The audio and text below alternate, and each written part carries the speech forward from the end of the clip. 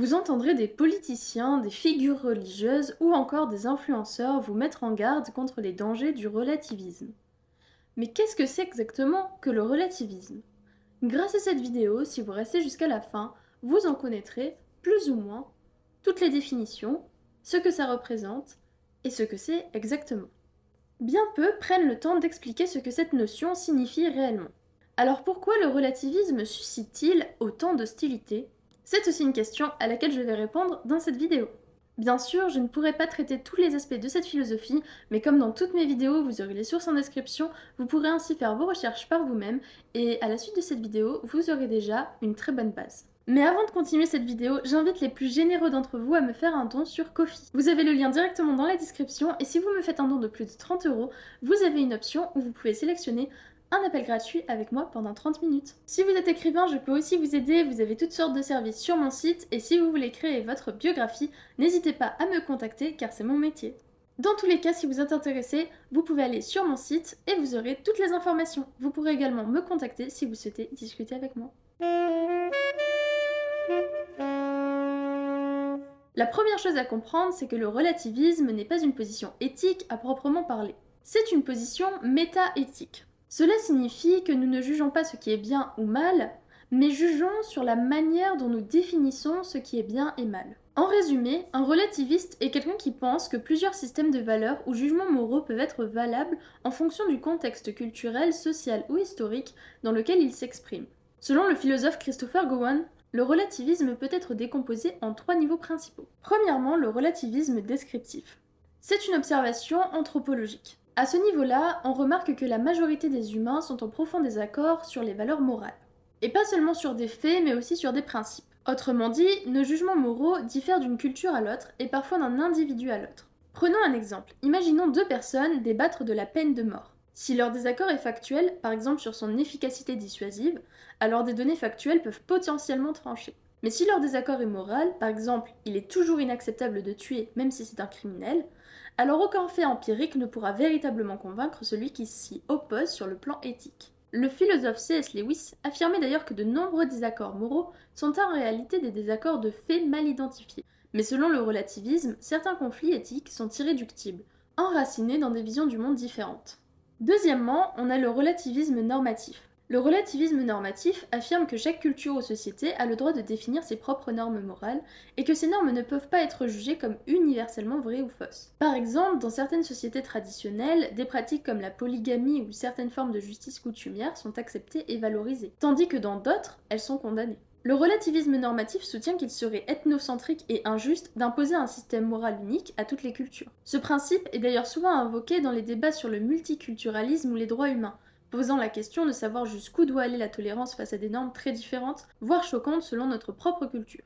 Par exemple, même si le cannibalisme est accepté dans une tribu, est-ce que cela devrait être acceptable? Et troisièmement, on a le relativisme métaéthique. Le relativisme métaéthique, c'est la forme la plus radicale. Il affirme qu'il n'existe pas de vérité morale objective, universelle et intemporelle. Selon cette position, les jugements éthiques sont vrais ou faux uniquement en fonction de notre contexte culturel, social ou personnel.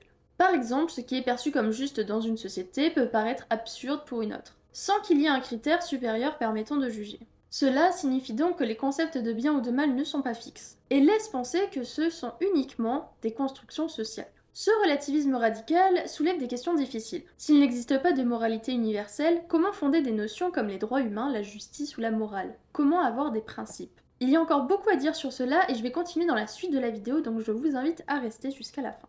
Comme vous l'avez compris, le relativisme n'a pas qu'une seule forme. Cela va de l'observation du pluralisme moral, le relativisme descriptif, à la reconnaissance de la diversité de normes légitimes, relativisme normatif, jusqu'à la négation de toute vérité morale objective, relativisme métaéthique. Chacune de ces positions soulève des défis spécifiques. Pour un relativiste, affirmer qu'il existe une morale, un système éthique ou une croyance universellement meilleure qu'une autre, c'est comme dire que le français est la langue universellement correcte, et que toutes les autres langues seraient inférieures ou erronées. Or, pour le relativiste, cette idée est insoutenable. Chaque système moral est comparable à une langue différente. Elles sont toutes valides dans leur contexte, mais aucune ne devrait pouvoir prétendre à une supériorité absolue. Cependant, le relativisme se distingue d'autres formes qui sont souvent regroupées et qui ne font pourtant pas partie de cette philosophie. Les positions dont je vais vous parler sont d'autres positions métaéthiques sur lesquelles vous pourrez faire vos recherches si cela vous intéresse. Il y a par exemple l'antiréalisme moral, qui nie l'existence de vérité morale objective, mais peut inclure plusieurs nuances, certaines plus radicales que d'autres. Ensuite, il y a l'émotivisme, qui juge que les jugements moraux ne sont que des expressions d'émotions ou d'attitudes personnelles. Selon eux, si quelqu'un dit que tuer est mal, c'est parce que profondément au fond de lui, tuer ou voir quelqu'un être tué lui fait mal. Si quelqu'un dit qu'il ne faut pas tromper, c'est parce que lui-même n'a pas envie de tromper ou qu'il n'a pas envie d'être trompé, selon l'émotivisme. Selon eux, les énoncés moraux ne sont donc ni vrais ni faux, comme avec le relativisme, mais pas pour les mêmes raisons. Et il y a le prescriptivisme, qui voit les jugements moraux comme des commandes ou des prescriptions universalisables. Le relativisme, lui, affirme qu'il y a des vérités morales relatives à un cadre culturel ou social. Un jugement moral peut être vrai dans une culture, faux dans une autre, mais aucune de ces vérités n'est absolue ou universelle. Contrairement à l'émotivisme, le relativisme attribue un certain statut de vérité aux jugements moraux, même si ces vérités sont contingentes. Et contrairement au prescriptivisme, il ne prétend pas que les jugements moraux doivent être universalisables ou impliquent une prescription valable pour tous. Les relativistes ne sont pas non plus censés être des nihilistes moraux, car le nihilisme affirme qu'il n'existe aucune valeur, aucun sens, aucun bien ou mal, aucune morale valable, même relative. Une objection très courante, notamment chez les religieux, est la suivante. Sans Dieu, il n'y a pas de morale objective. Si on rejette l'idée d'une loi divine, on tombe automatiquement dans le relativisme et donc dans le chaos moral. Autrement dit, pour eux, l'existence de Dieu est la condition nécessaire pour fonder des vérités morales universelles. Sans cela, toutes les affirmations deviennent relatives et il ne reste plus rien qui empêche un glissement vers le nihilisme. Mais cette objection reflète plus une crainte du nihilisme qu'une objection contre le relativisme. Cela peut donner l'impression que tout est permis, qu'il n'y a pas de cadre pour juger le bien ou le mal.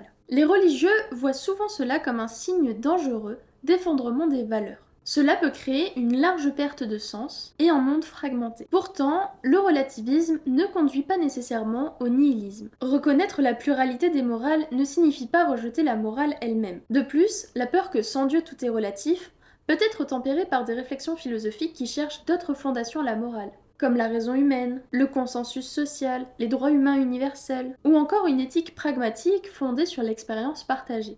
Le relativisme est donc censé être une base pour rester tolérant face aux systèmes moraux de différentes personnes ou cultures. Mais si tout est relatif et que nos principes moraux ne sont pas supérieurs à ceux d'une autre culture, comment pouvons-nous justifier de les imposer? Il y a quelques réponses possibles et j'y reviendrai plus tard dans la vidéo. Le problème, c'est justement que cette tolérance est incroyablement controversée. Je vais ici parler des objections au relativisme les plus courantes, en commençant par les plus basiques. La première trouve incohérent que deux vérités puissent exister simultanément. Prenons un exemple clair.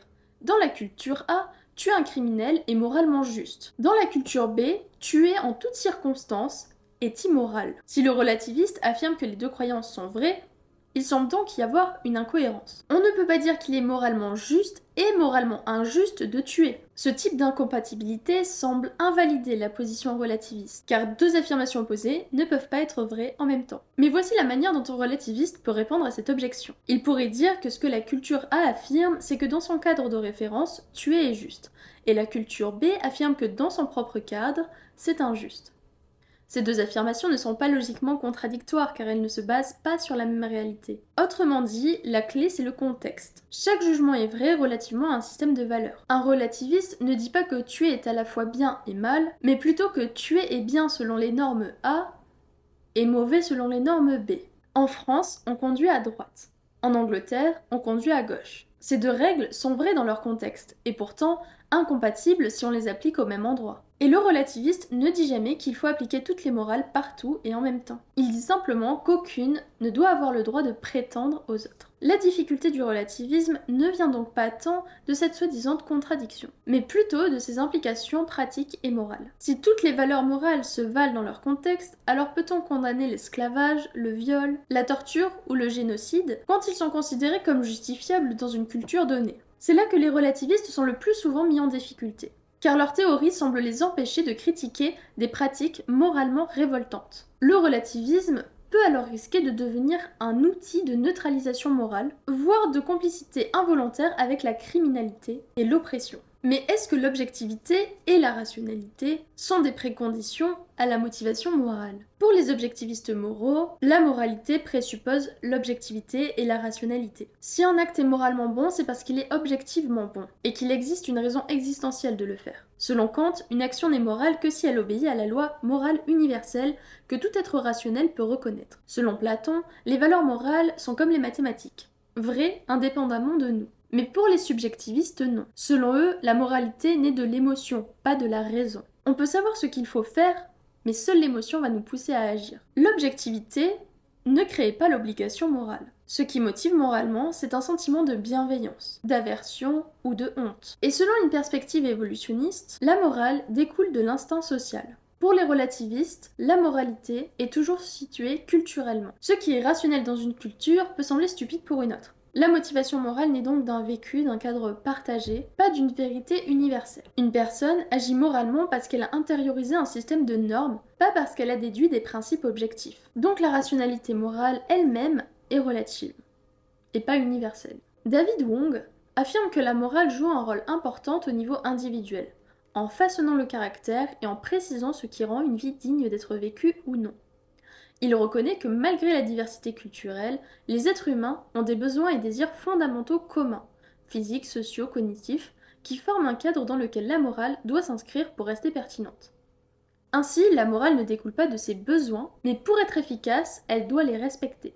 Il propose aussi qu'un bon système moral devrait encourager des actions altruistes, au moins sur le court terme.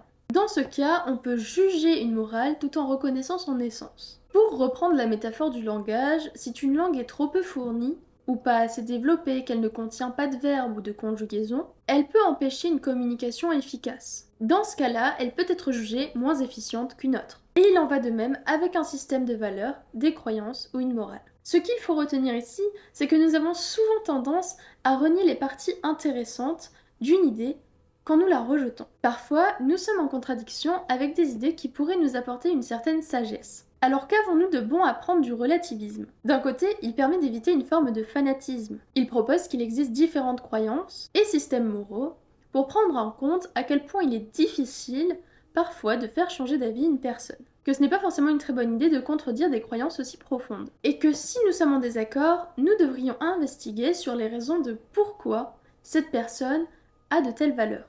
Pourquoi cette personne est comme elle est et d'où elle vient. Il faudrait prendre en compte les circonstances sociales, éducatives et culturelles qui ont mené à de telles croyances ou comportements. Et cela sans pour autant tomber dans un relativisme tiède où tout se vaut, où tout le monde fait ce qu'il veut. Nous pouvons agir, reconnaître que nous avons tous des idées différentes, qui peuvent sembler vraies et s'appliquer à nos circonstances, sans pour autant être d'accord ou encourager celles-ci. Mais comprendre un point de vue, l'accepter, savoir pourquoi certaines personnes le prennent pour vrai, se mettre à leur place, et savoir toute l'histoire qu'il y a derrière, ça permettrait des débats qui seraient plus intelligents, plus développés, plus sages, et cela permettrait sûrement de développer une plus grande empathie. Je pense que c'est ce qu'il y a de bon à prendre dans le relativisme. Et vous, qu'est-ce que vous en pensez? N'hésitez pas à débattre en commentaire, à laisser un avis. Comme vous le savez déjà, si vous souhaitez me contacter, vous avez les liens dans la description, vous pouvez aller sur mon site, me contacter sur Instagram, par mail, et sinon, vous pouvez aussi me faire un don sur Ko-fi. On se retrouve dans une prochaine vidéo, ciao!